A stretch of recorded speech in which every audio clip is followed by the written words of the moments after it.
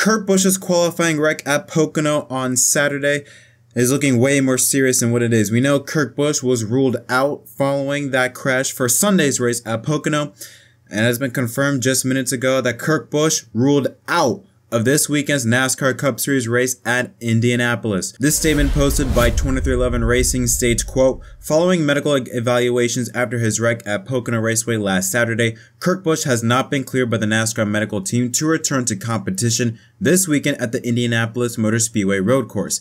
Ty Gibbs will once again fill in for Kurt in the number 45 Monster Energy Toyota Camry TRD.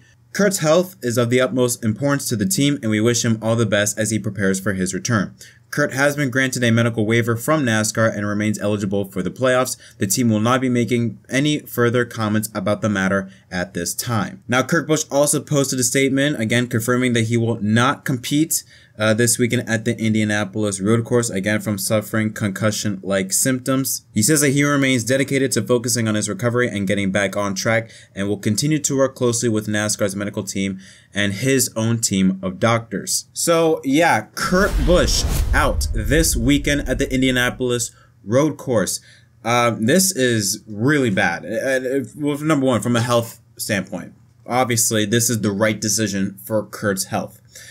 Racing, yes, you know, Kurt Busch loves racing, but there is life after racing. He's not going to be racing forever. There is life after that. So I'm very happy that NASCAR, they're making sure that Kurt Busch is 100% healthy, so that when he is able to return, he's able to return, you know, at top of his game, and not coming back into racing when he's still not fully recovered. Like what we have seen in years past with racing, when drivers suffer concussions or have some type of head injury, they keep on racing, which we now know with more research nowadays, we know that that is the worst thing you could do, is to keep on racing when you have a head injury. So the fact that Kurt Busch is making sure that his health is number one, NASCAR is making sure that he is 100% healthy by forcing him to sit out this weekend, is a good decision from a health standpoint. But I am kind of concerned on what this does for Kurt's past 2022. I know Kurt said, you know, he would be back for 2023, but I don't know, with this concussion, I mean, now he's going to be sitting out for 2 weeks. Well, he's basically sitting out for 1 full week. I mean, he got the crash on Saturday, so basically he has had 5 days of suffering from this injury. So not 2 weeks, but he's had 5 days of suffering this injury. And I may be over exaggerating on this one, you know, and people in the comments, you guys can call me out saying if I'm over exaggerating this one, but I feel like that with this concussion type symptoms, or we can call it a concussion, however you want to pronounce it, this head injury, could this maybe have an effect on Kurt's career post 2022? I mean, I feel like it'd be ignorant to not include that as a possibility, as maybe of a what if scenario. As for Ty Gibbs, this is going to be Ty Gibbs' real true first test, because now he's going to be able to practice in the next gen car and qualify in this car. And he's going on a road course. I should remind you, Ty Gibbs has a bit of experience on road courses. I understand, though, it is the next gen car, and Ty Gibbs still has very, very, very little experience compared to the 39 other competitors, or how many people are competing this weekend. But still, he's going to have a lot more practice. He's going to be much more prepared under his belt this time.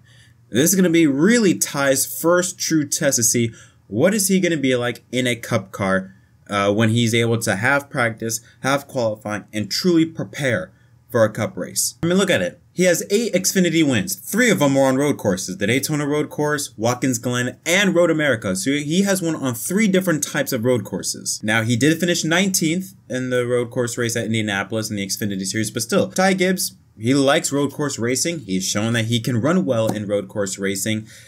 And listen, I'm not going to go all in and say Ty Gibbs is going to shock drivers, that he's going to run top 10. I'm not saying that, but I'm going to be very interested to see how he can run, especially now he's better prepared. I mean, think about it. He got the call to drive for Kurt Busch late at night, had a few hours of practice on a simulation, and then had to fly back out to Pocono and race. Very underprepared, and he still managed to finish 16th. That is really impressive for a driver in your first start with very little practice, actually 0 practice under your belt, to finish 16th. Very, very impressive. Now he's going to a type of track that he likes to race, likes road course racing. He's going to be able to practice, going to be able to qualify. This is going to be really cool to see what Ty Gibbs can do now when he's going to have a full weekend of next-gen racing under his belt. But I'm also very curious to see how he's able to basically differentiate the 2 cars, because the next-gen car and the Xfinity car drive and operate completely differently. How is he going to be able to manage those 2 different cars? He did well with Pocono, but how is he going to do it with Indianapolis this time, where he's going to be jumping in a Cup car, then jumping Xfinity back and forth? I'm very curious to see how he's able to differentiate the 2 and not sort of, maybe I guess you could say, mix up driving a Cup car like you drive an Xfinity car, because those 2 drive completely different. And I'm just saying, I think this is going to be a really good test for Kyle. And I'm just saying, I think this is going to be a real good test for Ty Gibbs for the 18 team. This is basically Ty Gibbs' audition for the 18 car, since I think more than likely Kyle Busch is going to be out of JGR. I just have a feeling this Ty Gibbs, they say Ty Gibbs is going to be in Xfinity next year, but I have a strong feeling he's going to be in that 18 car next season. And this is going to be basically his audition. Yeah, I'm extremely interested, very curious to see how well he can run this weekend at Indianapolis. And also, first and foremost, obviously, make sure that the health and safety of Kurt Busch, that he's able to fully recover 110% and is able to get back into racing. Not as soon as possible, but just make sure that he is 100% healthy, just his life in general. Regardless of racing, racing's put to the side. I want to make sure that, Kurt Busch is 100% healthy, so that if he does get back into racing, he has no issues, doesn't have any issues with his brain, any type of concussion-like symptoms, since, we have heard stories, a person going through concussions or concussion-like symptoms. It can be very scary, and it is not fun at all. So yeah, obviously, let's go out to Kurt Busch, and hopefully he's able to recover 100% and get back into racing form. But yeah, that's it for this episode, this quick episode of Inside the Lines. Thank y'all so much for watching. What are your thoughts on Ty Gibbs, and what do you think? How do you think he's going to do this weekend at Indianapolis, now knowing that he's going to be more prepared? Leave your thoughts in the comment section down below. Until next time, my name is Jet. Thanks for watching.